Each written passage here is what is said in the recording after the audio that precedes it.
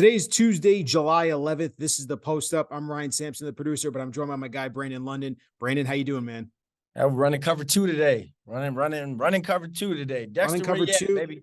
Yeah, I know. Running cover two. And also, speaking of corners, we got a lot of NFL news going on today. They See where can't. I did. No, exactly. I mean, the NFL offseason, it just keeps giving you storylines. You know, we always talk about the NBA and the drama. It just gets better and better with the NFL, I feel like. Yeah, and it has to. This is that time where it's like usually we're used to hearing about DUI arrest, some sort of domestic abuse, something like that. We haven't really heard much.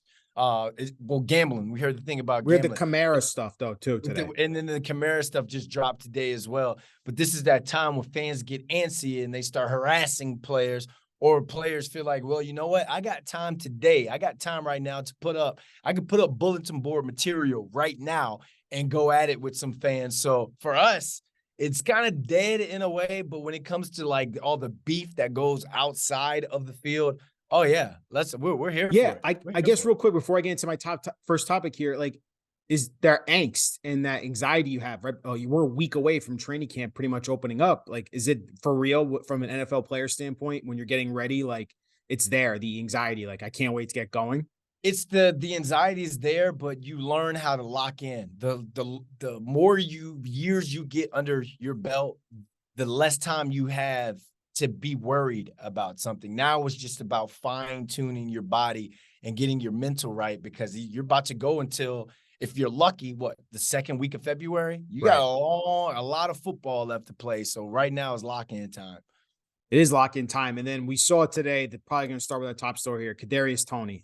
He's going into DMs of Giants fans, leaving voice messages, saying a lot of words I can't really say right now over this show. But Brandon, I gotta ask you, as a former Giants receiver, you've been around this team forever. You were there when Kadarius Toney was drafted, and you've covered him yourself.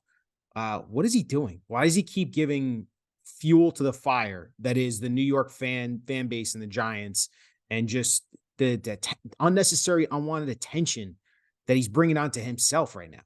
Now, because right now is clapback season. You know, the football season officially starts once the ball's kicked off, and then we got the Bills, Jets to start it off. Right. But right now it's clapback season. And yeah, he is adding fuel to the fire, and people are just sitting, waiting for him to get hurt because no one thinks that he can stay healthy for an entire year. But at the same time, I love Giants fans. They pretty much gave me my career in TV and entertainment by allowing me to do the fan caves and the in-game emceeing. But a lot of them, come on now, a lot of them are fake trolls, and they're asking for it. A lot of them, if you go back and look at receipts, when Kadarius Toney was drafted, a lot of them thought he was the greatest thing since sliced bread. There were some who were like, well, I'm a red flag because he couldn't stay healthy at Florida, the ones that did their due diligence. But a lot of them just jumped on that bandwagon. So when everything went down and it's like, oh, you're no longer a Giant, it was pretty much open season on him at that point because he couldn't stay healthy. Now the man went and was playing with Patrick Mahomes and won a Super Bowl and had a huge play. Did the last two games of his season and made two huge impactful plays. So he didn't just get a ring like I did on the practice squad for that Super Bowl. He actually had impactful plays. So now he's clapping back. Now I don't think that some of the language that he used, and then he kind of low-key threw Daniel Jones under the bus a little bit on something that should have stayed in-house between them two with whatever texts or calls that Daniel did to reach out to him. He's got the call logs. At the same time, I think it's the corniest thing in the world for that fan to go and try to troll him and run his mouth. And then when he gets Kadarius Toney to say something, screenshots or screen records and put it out there for clout. That is the corniest thing. That's beta male energy. That's beta fan energy. And you're screaming for clouts. Both are wrong in a sense, but you just look more of an a-hole, more of a cornball fan or fanatic because you just screen recorded something like a Real Housewife of freaking Wyoming or something. But he got his clout though. Like that blew up, obviously. Is that clout? But that's I don't know about clout, but it got him the attention that he was looking for though, right? So I mean, but my thing again is, why, if you're Kadarius Toney, why are you engaging in the DMs? The DMs is the worst place. Twitter is a cesspool as it is. I'm trying to go to Threads full time, but it still hasn't gotten there yet, obviously. But like, as a player, you won your ring. You're playing with the best quarterback in the NFL. You can set your legacy right now and prove all the doubters wrong by going on the field, staying healthy, and playing good football. That's the biggest thing you can make to that Giants enough, fans. Ryan? Is that why do they get the pass though? And let's take Giants fans out of it. Just fans in general. Why do they get the pass? Because I can win this argument right here. Because who the heck cares what the hell the fans are saying on social media? Honestly, I mean, we like to engage with fans because fandom is what makes the sport great. Yeah. But at the end of the day, though, when they're criticizing you as an athlete, who the heck cares? Like that's a nobody. Unless you're a former player, like we'll get into in our next topic a little bit. Unless you're a former player or a coach or an executive or someone that's actually important in that sport, why the heck do you care about what a fan has to say about you? Because honestly, at the end of the day, you're the one making millions. You're the one that's making the entertainment. You're the star, and everyone's going to pay attention to you no matter what. But my point is stop engaging with these trolls, because that's what all these fans are. They're just trolls. That's all they're looking for, is to rile you up and prove their point that you are that guy that can go down low with us and argue in the DMs like this. It's a lose-lose scenario no matter what. Whenever that's fun though, being able to tell a fan about themselves. If you're gonna tell me, someone's gonna criticize your work. Oh, you as a producer, oh, that last thing you guys tweeted out sucked, XYZ, and you know you're the man. That gives you even more of a reason to clap back, go through their pictures and all, and say something about them. It's just to me, it's fun entertainment. I love what Kevin Durant does. I think Kadarius Toney is taking it to a completely different level. Yeah, I was gonna say it's a different level than Kevin Durant. It feels like, because it's a completely different level. Because like you said, Kadarius Toney going into the call logs with Daniel Jones, it's like, is that necessary? Like, Daniel Jones did nothing to you. He's probably the nicest guy on the planet. Like you really didn't have to bring that up into this conversation. You know what I mean? At all. Yep. At all. So you lose there, but telling whoever that was, I think it was a bot as well. So then you lose there as well, because you're arguing with air on that in that sense. But if it was like some real fan interaction, like I love what Kevin Durant does. But at the end of the day, the NFL script writers, because remember how everyone thinks the NFL is scripted, they're sitting there typing away for Giants, Chiefs in the Super Bowl. Tell me that wouldn't be crazy. It would be crazy. And I think you get a lot of boos. But real quick, just to wrap all this up, Kadarius Toney ended up tweeting saying, "I got hacked." Do we believe that? No, that's your voice, bro. That's your voice. I can't hack. Now we're blaming AI. Oh, I don't know. He tweeted out, "I was sorry about that. I was hacked." And it's like, I don't know about that one, bud. I don't. Just own it. You're not going to get in trouble. You know what it is? I think he thinks he's going to get in some sort of discipline from the league. I wouldn't surprise me. But even Andy Reid and the Chiefs, you know how they run that ship over there. They do not like that stuff. No. Do not engage. Don't bother engaging. Don't engage. If you can't handle your clapback, that was right. Well, speaking of clapback, this next thing I want to talk about, it just came across before we started recording here, is Asante Samuel going after two Jets great cornerbacks. Obviously, first off, it was a list that was sent out by Jeremy Fowler of ESPN today about the top 10 cornerbacks in the NFL currently ranked. He pulled a bunch of players, current players, executives, coaches, scouts, and Jets cornerback, second year now, defensive rookie of the year, Sauce Gardner was ranked number 2, right behind Patrick Surtain. And Asante Samuel decided to subtweet that and say, the New York media loves to hype these type of players. You're never going to get as much clout and hype as you will in the New York media. And Sauce noticed it right away. He's like, "Why are you subtweeting me? Like, you've been after me since day one." He's going back and forth on social media saying, this isn't New York media ranking me second. This is players, coaches, scouts, executives, all telling me that, ranking me the second best corner in the NFL. So I don't know why you're coming after me. And then Samuel decides to go into, I'm going to be watching your film closely, start turning those pass breakups into interceptions. And then it got into dragging into Darrelle Revis into the conversation that he's overhyped as a Hall of Fame cornerback. And I'd argue the best cornerback I've ever seen play football in my lifetime, and decided to go after him too. And then Darrelle Revis decides to clap right back at Asante Samuel and call him double move of Samuel. That's what they called him in team meetings, because you knew you could beat him on a double move. So, Brandon, we just talked about this with Kadarius Toney, but now we're doing a player on player. This is where it gets really interesting, a lot of fun. So what is your takeaway from this entire situation right now going on social media between all these corners? This gives me Joe Budden to young rapper vibes, like how Joe Budden always had something negative to say about the new generation of rappers or why his career didn't go X, Y, and Z. And I'm a big Joe Budden fan, but when his podcast is crazy sometimes with it. But Son, you're gonna lose this one, bro. You're gonna lose this one. If there's anyone who can clap back or who can go back and forth with a Sauce Gardner and a guy like Darrell Revis, Asante Samuel's got a body of work. But this whole Patriots-Jets rivalry is completely real, and you're seeing this being renewed right now with Asante Samuel trying to get something off his chest. I don't understand what the basis, like, where did this come from? What were you feeling at the moment where you felt the need to say that, oh, New York media was controlling something? Something's been laying underneath for quite some times. You've been hanging out because I think he still lives in like Fort Lauderdale area, because when I was with the Dolphins, I used to train down there. He used to be out there as well. So I imagine he still lives down there. You're hanging out at bowl campers or something, talking to people like, I should have been one of the top ones, but that New York media always had Revis over top of me. Asante Samuel had a year where he had 10 picks, had a year where he had 9. He's got 51 career interceptions. Yeah, you can ball, but going at Revis? You lost the stare.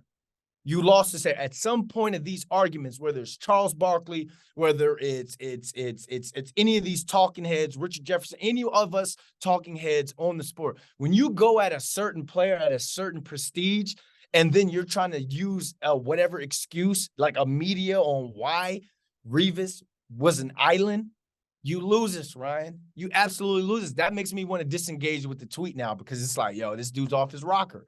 But I gained a lot of respect from Sauce Gardner for, one, noticing you're subtweeting me, obviously, because I didn't come up with the list. It's not like the New York media came up with this list. It's actual people involved in our sport who ranked me number 2. So why do you feel the need to subtweet me and not even actually at me and say, you know what, I don't think Sauce Gardner should be ranked number 2? Just come out and say it. Just come out and say it, Asante Samuel, if that's how you truly feel. I think you're dead wrong, because I think Sauce is a top 5 corner already in the NFL, but that's fine. But then this is the underlying problem of, why do you feel the need that you have to address New York media overhypes corners? Darrell Revis was special, Brandon. It was every single weekend. I think you understand this more than most as we have this conversation. I've done a lot of homework, because this is what I did for my job before I came to the New York Post. I studied film, and you watch film. Watching DBs play, unless the ball's thrown that way, it isn't really interesting to watch a cornerback on film. However, when you watch Darrell Revis, that was special, even though the ball wasn't even being thrown towards him. But it was special watching him lock down players week in and week out. And you're talking about Hall of Fame receivers that he locked down every single weekend. So for you to go after, but you know what I mean? Like, it just doesn't make sense to me. Like, I understand you had a great production in your career. All I know is I remember the Giants-Patriots Super Bowl where you dropped the interception, which helped lead to the Giants Super Bowl. If you really want to get into all of that, you know what I mean? So it feels unnecessary. And I don't know why you're going after a good kid in Sauce Gardner, who keeps his head up right and really does talk about the game the right way and represents the game the right way, in my opinion. He plays sort of like Revis a little bit. He shuts down your top receiver for most of the game.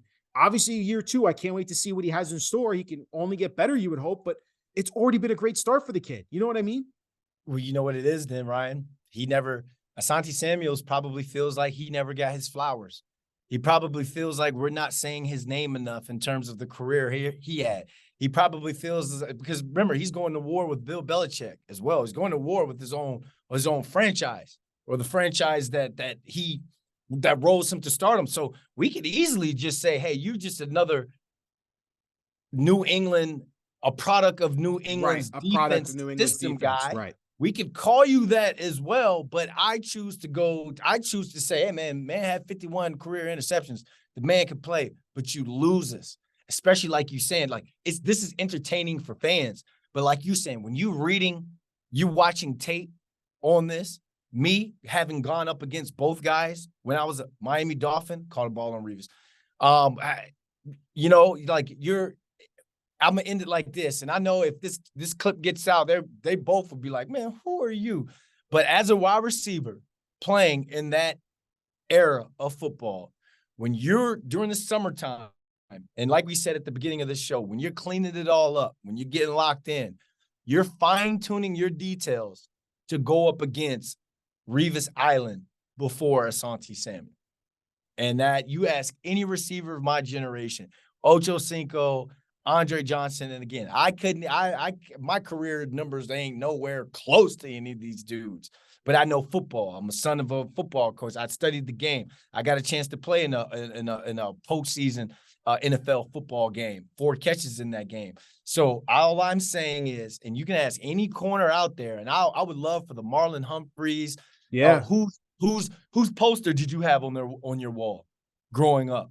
Asante Samuel or Darrelle Revis? And that right there should end it now. Like, forget the receivers talking. Other corners of this generation should step in and kind of Darius Slay, those guys, come in and give y'all's 2 cents, because this is absolutely ridiculous. All I'm waiting for now, Ryan, is that little tweet to where it's like, use my code Asante Samuel for what are you shopping? I got a new book come out. I got a new radio show I'm doing. What are you doing? This gives me Scottie Pippen vibes. Right. I don't know.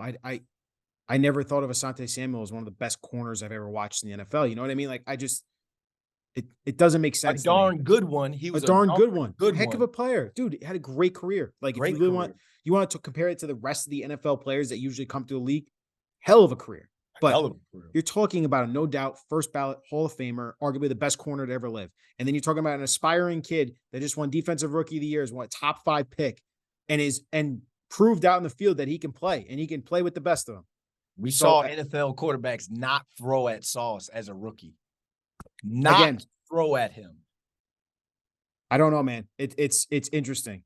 But we got to stay in the NFL again, because there's so many great topics here. Deebo Samuel was on an interview with the Zach Gelb Show, and it got shut down real quick by Deebo because he got questioned about his comments from last year about how the 49ers Eagles NFC Championship game would have went differently if Brock Purdy stayed healthy in that entire game. He also talked about how they would have blown him out and all this, and he got the receipts pulled on him. And like, listen, how do you respond to those comments now that you're in the offseason and you look back at that game? And Deebo did not want to answer the question at all. Just kind of just gave nonchalant answers. And eventually Zach kept asking him again, like, well, what about this? What about that? And then Deebo just straight up walks off the phone, and his publicist or whoever, like, yeah, we're good here, guys. We're done with this interview. So Brandon, I got to ask you here, man. Deebo running away from the receipts now. What's up with that, man? I'm running away. This ain't run. I think this is bad journalism, bad radio interview.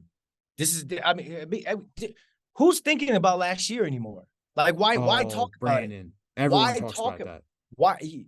Ryan, he has probably done interview after interview after interview about this.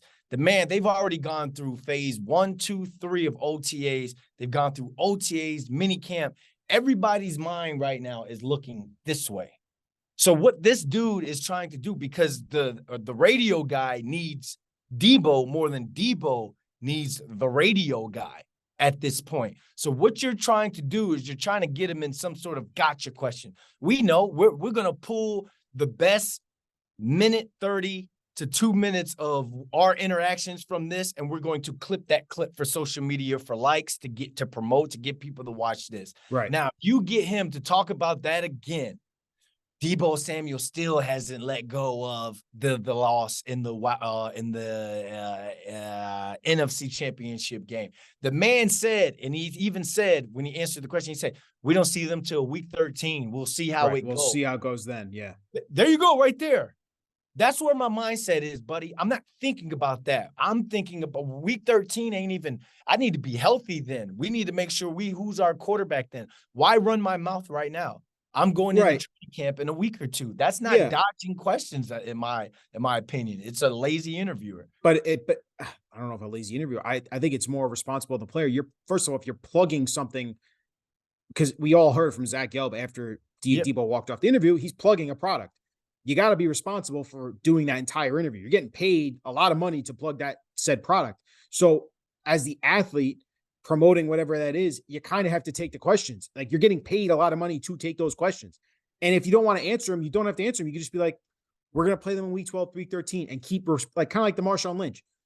I'm just here so I don't get fined. Just keep repeating whatever answers until Zach eventually goes, okay, I see we're not going really any further with this interview. Make him give up on the interview and be like, all right, Deebo, thanks for your time. See you later. And that's how you should handle it as an athlete, though. But You know what I mean? those answers, he did that. He did that without saying, "Hey, man, let's move on." When you know you've done interviews, you got John Heyman, you've interviewed some of the top reporters, writers, athletes in this game. We know when they're giving us that, all right, maybe we should move on to something now. Hey, Deebo, how you feeling? And maybe circle back around it. Hey, is there any team this year you're looking forward to playing again? Or is there one matchup that you're ready for in this upcoming season? No one's thinking backwards anymore. As a coach, anybody in-house in an organization or in a club, franchise, they're not thinking backwards anymore. They're thinking, all right, what we got to do to get to this Super Bowl this year? So you're better off. That's why I say it's lazy, because if you know the athletes and you kind of know tone and tonality, then now it's like, all right, you know what? To try and get what I want, let me switch up the question format to see if I can get something from him. But you weren't going to get anything there talking about last season. Yeah, no, I agree. He clearly was trying to turn the page. It didn't work out. And I just think there could have been a better way to handle it on both sides, obviously, but it became a viral clip today, and it kind of, I mean, it still worked. It still right. worked. It still worked, but now Debo's going to have to answer these things again when he gets to training camp, because all the 49ers media are going to be asking him, so what's going on? Why did you walk off the interview? Do you still believe your comments back? Like, they're all going to press him again.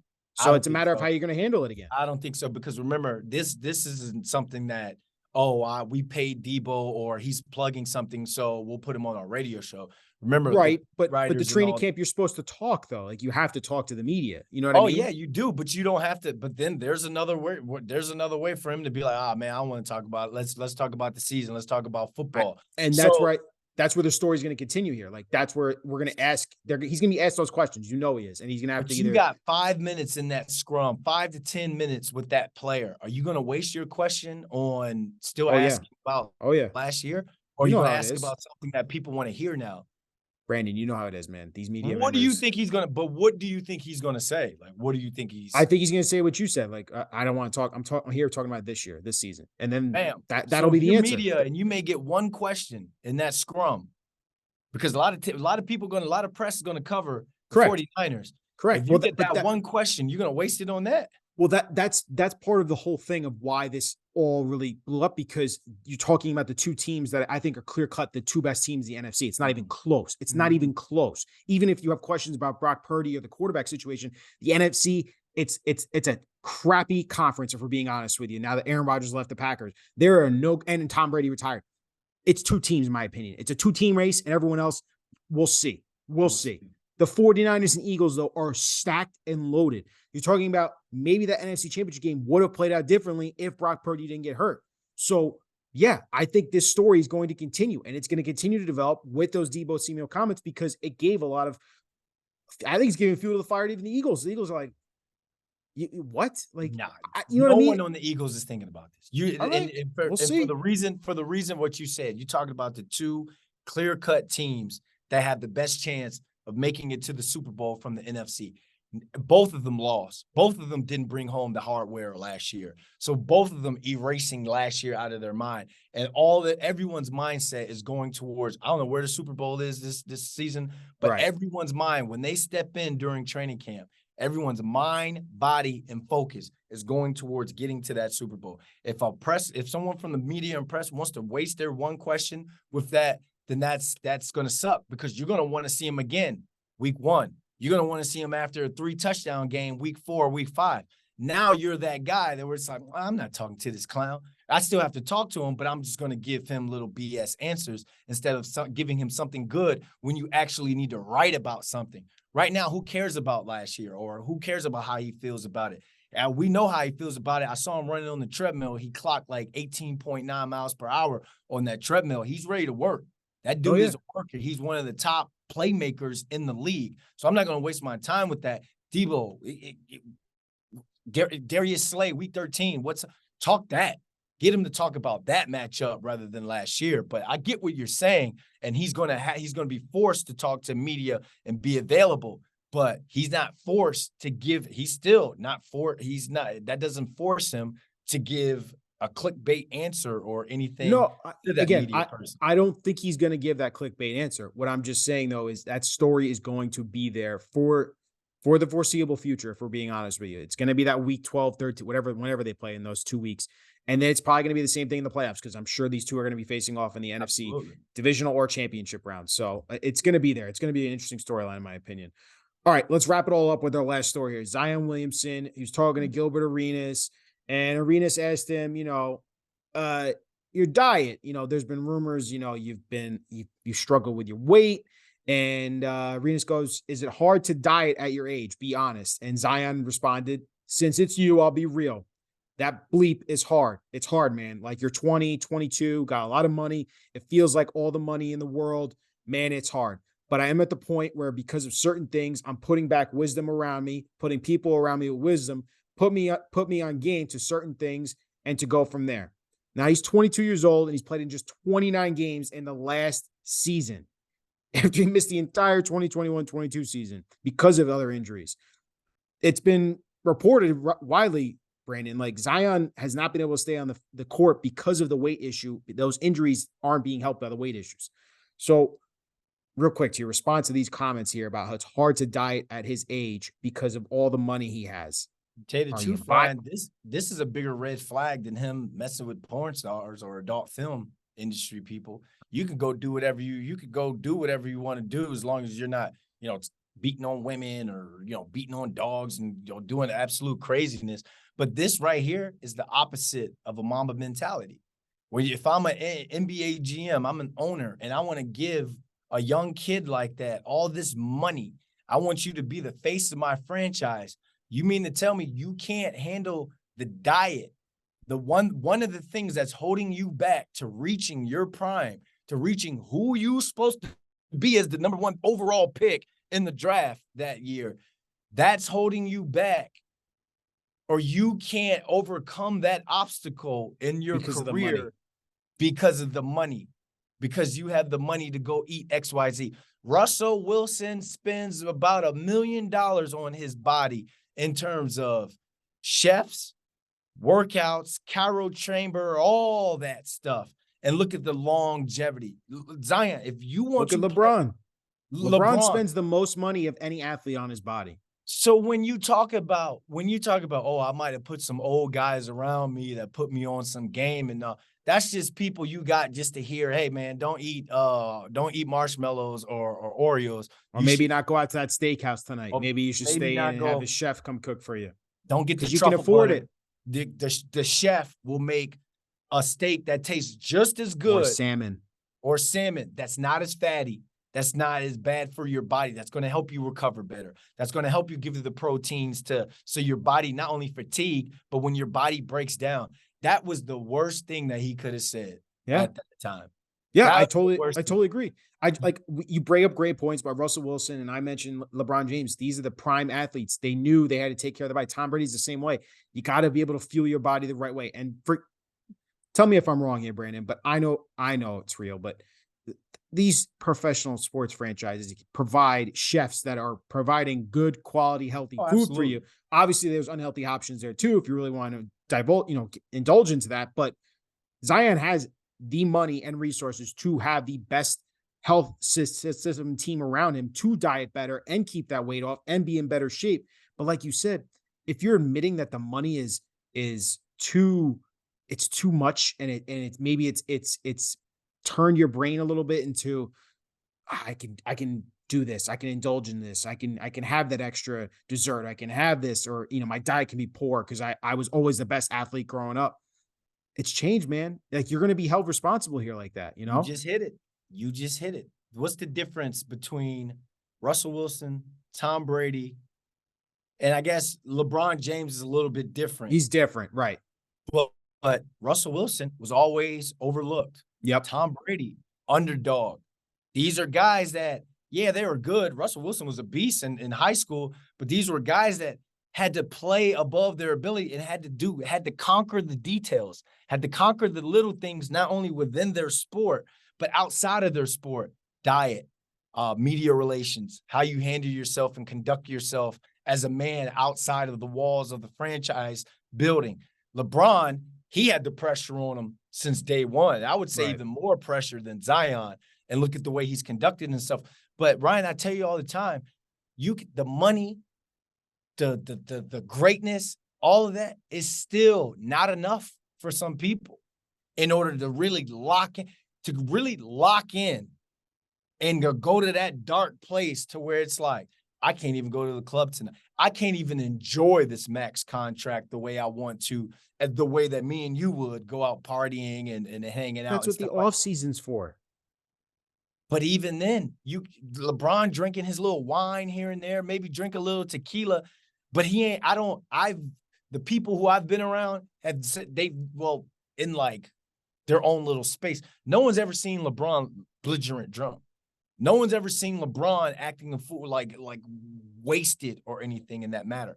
I think that's because, one, he probably does it behind a controlled environment when he actually does that. But he also understands what alcohol is going to do to his body at this age. And not only this age, a younger age. And you said it. He's always been, I used to train athletes all the time. He's always been one of those guys who can just athletically beat you. I never had to use technique. Never had to worry about angles and that sort of thing. Yeah, he did it to get better because you're already naturally gifted. But some of those guys, they never really lock in as much when it comes to detailing your work, both on the court and off the court as an athlete. And you're, bam, there it goes right there. He just told you, translation, I'm so used to just being so great athletically.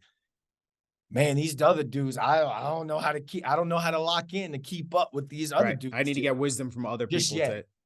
I have to get the wisdom from other people. And he just gave it to us right there.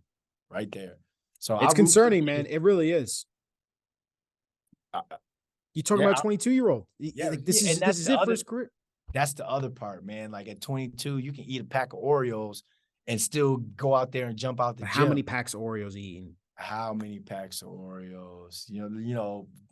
Porn stars and Oreos, man. That's 22-year-old stuff. Right? Exactly. That's a 22-year-old right there, man. And like you said, with all that money, all that money. Look at we sitting there. We're talking. I'm 38. I got listen. Like I said, it's intoxicating. It really is. It's the vices. You want to indulge in that, and that's where you get to be young forever. Trust me, Zion. It's a gluttonous behavior. You continue to do it because you like the feeling of it. So I can understand like why he feels that way. But yeah, like you said, this is where you kind of at that crossroads now, man. You got to make that change. Are we going to go full on professional and take everything seriously, my body, your mind, and all that, or you continue to indulge in the stuff that's off the court that isn't good for you and isn't going to help your career and can shorten the entire situation. I don't know, man. Like Kwame Brown, Jamarcus Russell. Well, Brandon, that's all I got for you. A lot of NFL nonsense and some Zion, but that's another episode, man. Appreciate you. Thanks, Zion.